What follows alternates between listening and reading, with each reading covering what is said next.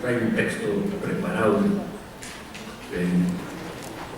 que se titula Pueblos indígenas en la mira del narcotráfico y la contrainsurgencia.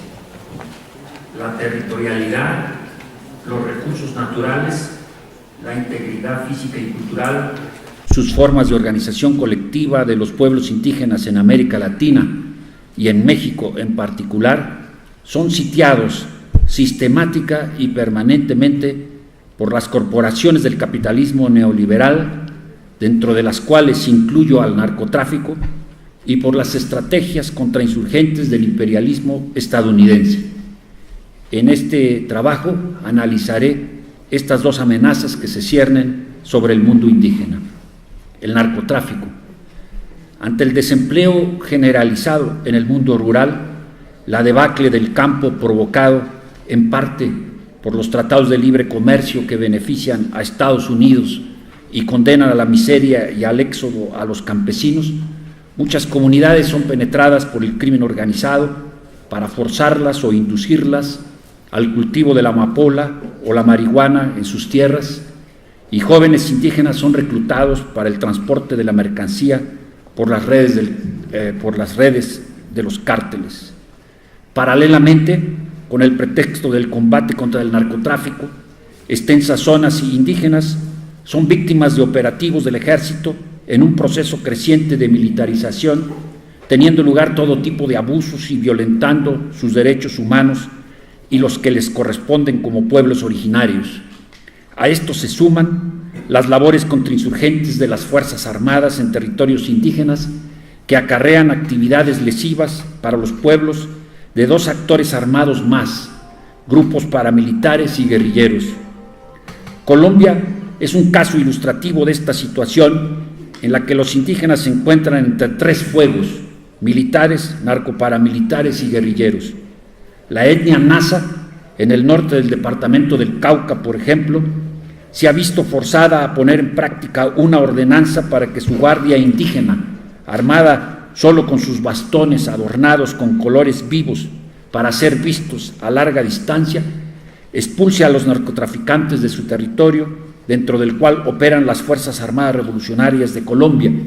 organización con la cual también han negociado los NASA el cese del reclutamiento de sus jóvenes.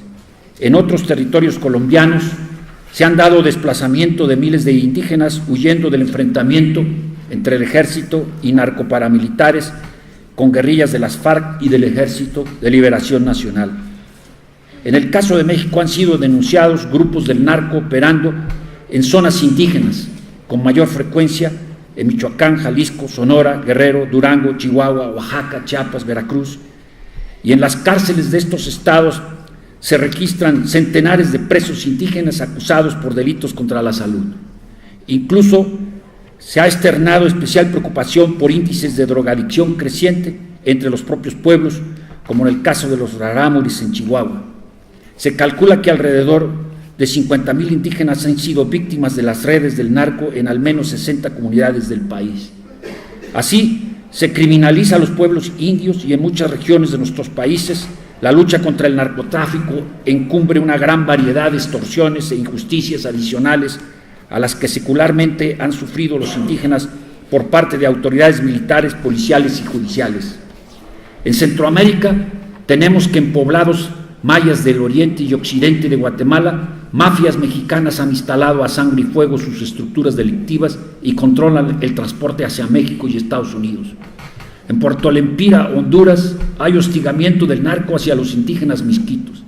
En Nicaragua, Daniel Ortega declaró que las redes del narcotráfico han penetrado las comunidades misquitas de la costa caribe, así como las urbes multiétnicas de Bilwi y Bluefield, datos que pudimos corroborar en el terreno con testimonios de los costeños.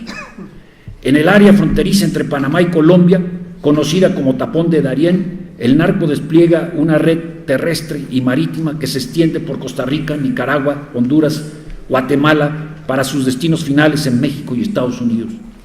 También la ONU expresó su preocupación por la situación de los pueblos indígenas transfronterizos, víctimas de la militarización y el tráfico de drogas en las regiones limítrofes entre Bolivia, Ecuador y Perú. En este último país se denunció que que colonos procedentes de la región andina de Ayacucho invaden territorio indígena en la selva central para cultivar coca. En Bolivia, el chamán que entregó el bastón de mando a Evo Morales en el 2006 se encuentra en prisión acusado de narcotráfico. Como las corporaciones capitalistas madereras, mineras, turísticas, buscan apoderarse de los recursos acuíferos de los pueblos indígenas, lo que está en el centro del problema del narcotráfico es el esfuerzo por despojarlos de su territorialidad, que constituye el fundamento material de la reproducción de los pueblos y el espacio estratégico de sus luchas. La finalidad del crimen organizado es expropiar a los indígenas de sus tierras, recursos, fuerza de trabajo, y a través de la criminalización que esto conlleva, facilitar las actividades del ejército en sus tareas represivas y contrainsurgentes, con el auxilio de los grupos paramilitares que con frecuencia operan como el brazo clandestino de las Fuerzas Armadas para las tareas de la guerra sucia. Desde luego que ello representa una problemática sumamente compleja, que en los hechos significa un conflicto permanente por la tierra mercancía y también por los recursos naturales, estratégicos y patrimonios culturales tangibles e intangibles de los pueblos indígenas, todos ellos considerados mercancías. La militarización con fines de lucha contra el narcotráfico no trae de ninguna manera una disminución de las actividades delictivas, como lo prueba el caso de extensas zonas de la República Mexicana bajo virtual ocupación militar. En el plano mundial, el caso de Afganistán es ilustrativo, ya que con la ocupación neocolonial de las Fuerzas Armadas de Estados Unidos y sus aliados, se intensifica a más del doble la siembra y el trasiego de drogas.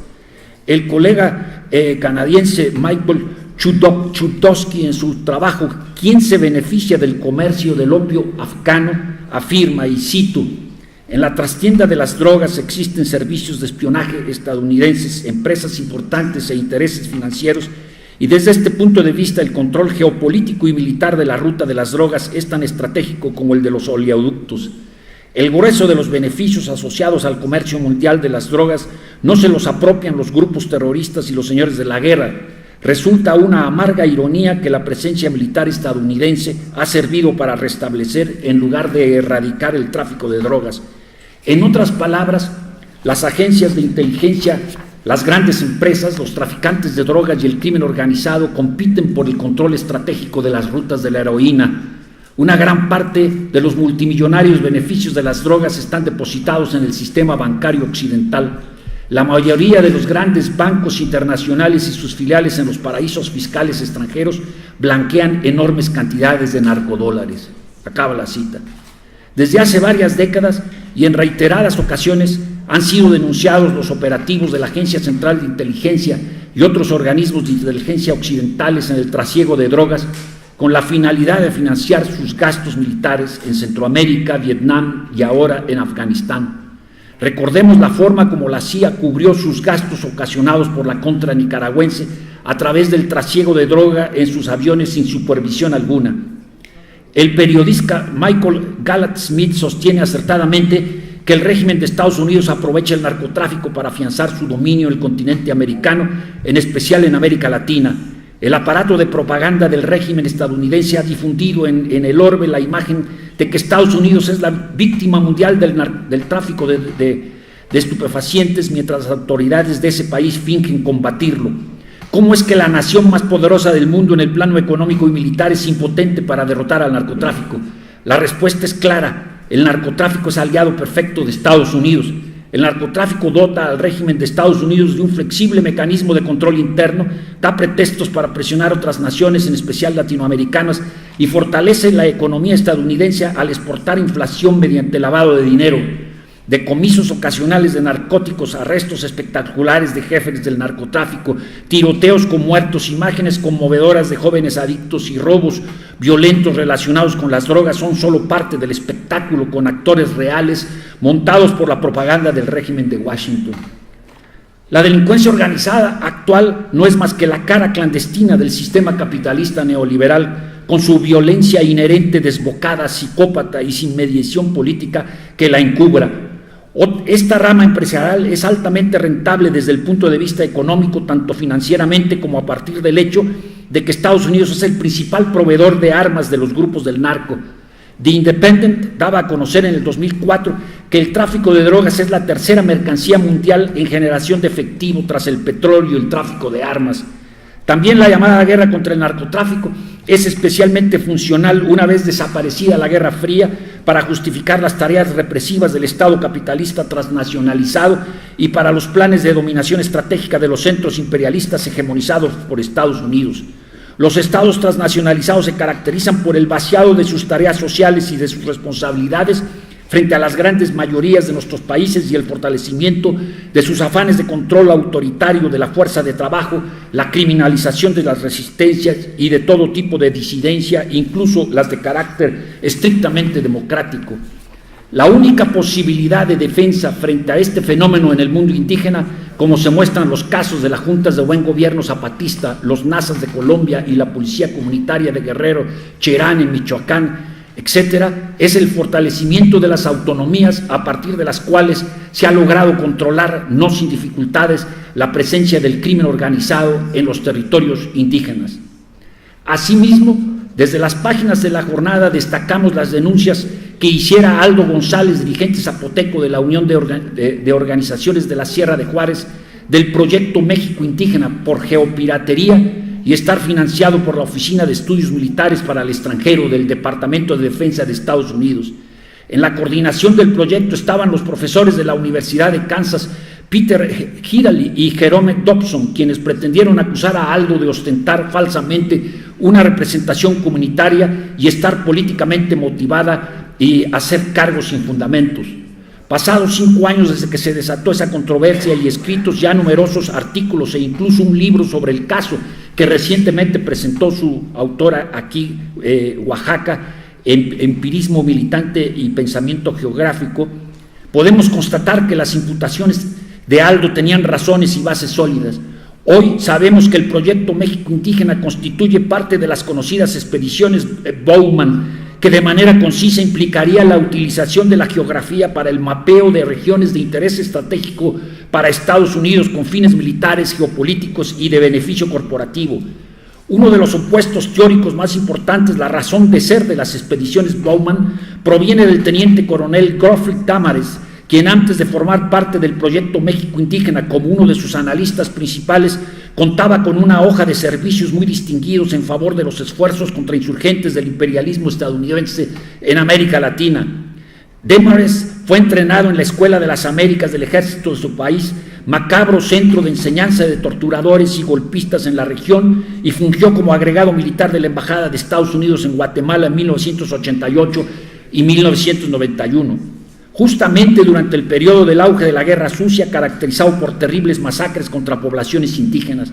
También el teniente coronel puso en práctica sus conocimientos especializados en Colombia, hoy, casualidad, donde estuvo realizando trabajos de geografía en el terreno hasta el año 2003, cuando escribe un ensayo publicado por la Oficina de Estudios Militares para el Extranjero con el sugerente título de Mapeando Colombia, Información Geográfica y Estrategia, en el que abiertamente correlaciona sus estudios geográficos con el desarrollo de una contrainsurgencia exitosa. Este experto castrense sostiene como su hipótesis principal de trabajo que la propiedad comunal es la matriz de la criminalidad y de la insurgencia. Es más, en un libro de texto de su autoría titulado Geopropiedad, Asuntos Externos, Seguridad Nacional y Derechos de Propiedad, señala que la posesión informal y no regulada de tierras favorece el uso ilícito y la violencia, y en consecuencia propone la privatización, y cito, como el único camino para el progreso y la seguridad de América Latina. En suma, para este investigador asignado por la Oficina de Estudios Estratégicos a las expediciones Bowman, es fundamental la desaparición de las formas de propiedad colectiva que sustentan los procesos autonómicos de los pueblos indígenas, ya que el poder estratégico, y cito, se convierte en la habilidad de retener y adquirir derechos de propiedad alrededor del mundo. Esta tesis en defensa de la propiedad privada, que resulta clave para entender el interés del Pentágono en la tenencia de la tierra en sus fronteras, así como la participación del teniente coronel Tamares en el proyecto México Indígena y en los esfuerzos explícitamente contrainsurgentes en Colombia como parte de las expediciones Bowman, son ocultadas por Dobson y Hillary en sus refutaciones autocomplacientes y en sus bibliografías. Ellos se presentan paradójicamente como defensores decididos de los pueblos indígenas, de una geografía al servicio de la paz, y se ufanan de que todos los participantes en el proyecto, autoridades universitarias, ayudantes de investigación y profesores mexicanos en la Universidad de San Luis Potosí, a la Autónoma, estaban al tanto que México Indígena era subvencionado por el Departamento de Defensa de Estados Unidos, testimonio que no favorece en nada ni a dichas autoridades ni a los integrantes del proyecto. Colegios profesionales, facultades, departamentos e investigadores en lo individual optan por un silencio cómodo e incluso se dan casos de abierta adhesión a proyectos tan objetados como México Indígena. El doctor Johnson en el año 2013 recibió más de $3 millones por parte del Departamento de Defensa a través de la iniciativa Minerva, inicio para realizar investigaciones en América Central,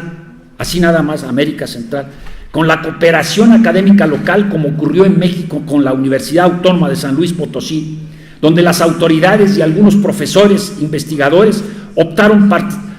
participar como asociados subalternos en investigaciones extractivistas con qué importa la fuente de financiamiento, con tal de no quedar fuera de los circuitos de la colonialidad académica realmente existente, visas, estancias sabáticas, revistas indexadas, congresos, en suma, la acumulación primitiva curricular.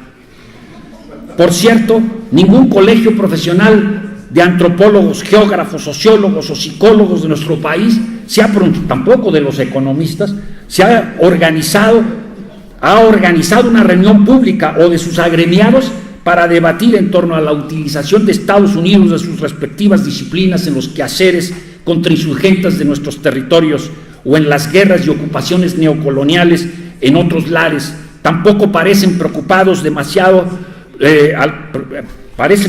los colegas que otra expedición Bowman esté por iniciarse en un oscuro lugar de nuestra América. En mayo del 2014, un profesor indígena me comunicó, por cierto de la UPN, su preocupación ante lo que parecía ser otra investigación de geopiratería contra insurgente estadounidense en las etnorregiones de la República Hermana. La misiva contenía un documento en archivo adjunto en el que la Universidad de Kansas, en convenio con la Universidad Pedagógica Nacional Francisco Morazán y el Proyecto Indígena, convocaba públicamente a un concurso de trabajo cuyos requisitos eran, además de ser estudiante de la universidad del primero y segundo año, pertenecer a cualquiera de los pueblos indígenas de Honduras, hablar la lengua respectiva, tener reconocido liderazgo en su comunidad y con un conocimiento básico de computación y de recolección de datos. Los interesados debían presentar sus documentos en la Facultad de Humanidades de esa universidad entre el 24 y el 31 de octubre del año pasado. Esto es, los investigadores estadounidenses requerían de asistentes, informantes, lingüistas, operadores de las comunidades indígenas para la recolección de información de una pesquisa ya en marcha, cuyos objetivos, propósitos y fuentes de financiamiento no se especifican en la convocatoria, ni mucho menos han sido consultados a los pueblos y a sus organizaciones. El modus operandi de las expediciones Bowman. Otro colega hondureño me comunicó algunos datos más que confirmaron los temores iniciales. Se trata de una investigación en curso a nivel nacional con el título, esta vez, de municipios indígenas, uso de la tierra y conflictos, tema recurrente de los geógrafos contrainsurgentes, y su objetivo es mapear digitalmente todas las comunidades indígenas de Honduras. La composición del equipo directivo no deja lugar a dudas. A cargo de la investigación se encuentran nuevamente Peter Hillary, el mismo geógrafo cultural que coordinó el proyecto México Indígena, dos geógrafos más cuyos nombres no son proporcionados. No será uno Dobson, quien recordemos acaba de recibir $3 millones para una investigación en América Central, y un antropólogo social que no podía faltar en una expedición Bowman. Hillary es conocido en Honduras por haber trabajado para una agencia alemana de cooperación en los años 90 en la Mixquitia y haber participado en la zonificación de la biosfera del río Plátano, y en opinión de nuestro colega tiene mucha influencia entre las organizaciones indígenas de la Mosquitia, en la medida que ya lo conocen y ha colaborado en el manejo de los recursos naturales. Lo que tal vez no es de dominio público en Honduras son las acusaciones fundadas que en México se han hecho al profesor Hillary por estar financiando recurrentemente por el Departamento de Defensa de Estados Unidos, específicamente por la Oficina de Estudios Militares Extranjeros con sede en Kansas, llevar a cabo investigaciones consideradas geopiratería y practicar una geografía cultural con objetivos finalmente contrainsurgente y de beneficio corporativo. Las fuentes en Honduras señalan que ciertos dirigentes indígenas, tahuacas y misquitos, se manifestaron en favor del proyecto y que incluso algunos de ellos fueron invitados en el 2013 a la Universidad de Kansas. El ofrecimiento de trabajo remunerado para estudiantes y profesores de la nación huésped, término usado frecuentemente en los manuales de contrainsurgencia estudiados en el libro de mi autoría que publiqué sobre eso, así como la firma de convenios de colaboración con universidades locales, juegan su papel para el apoyo irrestricto de las intervenciones científicas estadounidenses que encubren una amplia gama de intereses ocultos y que suelen ser muy discretas en cuanto a revelar sus fuentes de financiamiento. A su vez, las autoridades universitarias resultan por lo menos omisas en cuanto a un factor clave de todo este intercambio interinstitucional de cooperación académica y científica. Follow the money, aconsejaba Garganta Profunda a los periodistas que investigaban el Watergate Affair. Si la Universidad Autónoma de San Luis Potosí en México y la Universidad Pedagógica Nacional Francisco Morazán en Honduras hubieran seguido la pista del dinero, habrían llegado al Pentágono. La otra hipótesis es que estas autoridades estaban al tanto de apoyos económicos de la Oficina de Estudios Militares Extranjeros y que por razones pragmáticas y afinidades ideológicas no tuvieron reparos en continuar manteniendo los intercambios científicos con los geógrafos de la Universidad de Kansas. En esta dirección resulta significativo que en un promocional de la Sociedad de Geógrafos Americanos, SIG, sobre el proyecto México Indígena, como prototipo de las expediciones Bowman, se ostenten los logos de la Universidad Autónoma de San Luis Potosí, la Universidad de Kansas, la Universidad de Carleton, Canadá, la Secretaría del Medio Ambiente y Recursos Naturales de México, junto al logo muy visible del Foreign Military Studies Office del Departamento de Defensa de Estados Unidos. Ver para creerlo. En todo caso, resulta explicable en parte que organizaciones garífunas que han estado denunciando a las expediciones Bowman en su país me comuniquen que sus imputaciones fueron ampliamente ignoradas por las autoridades académicas y gubernamentales, así como por los medios de comunicación hondureños. No es una casualidad que Honduras, país que ha sufrido un cruento golpe de Estado con el apoyo soterrado de Estados Unidos, con un importante movimiento ciudadano indígena negro y popular brutalmente reprimido, con una cauda de muertos, desaparecidos, presos y torturados, y con al menos 8 bases militares estadounidenses y esclaves de inteligencia de ese país en su territorio, sea objeto de una expedición Bowman. Recordemos que los geógrafos contrainsurgentes aparecen en momentos de plena movilización, como por ejemplo en Oaxaca, cuando la Asamblea Popular de los pueblos de Oaxaca estaban en pleno apogeo. Con seguridad, los pueblos de Honduras, como los de México y otras partes de América Latina, sabrán responder a este extractivismo académico imperialista. Gracias.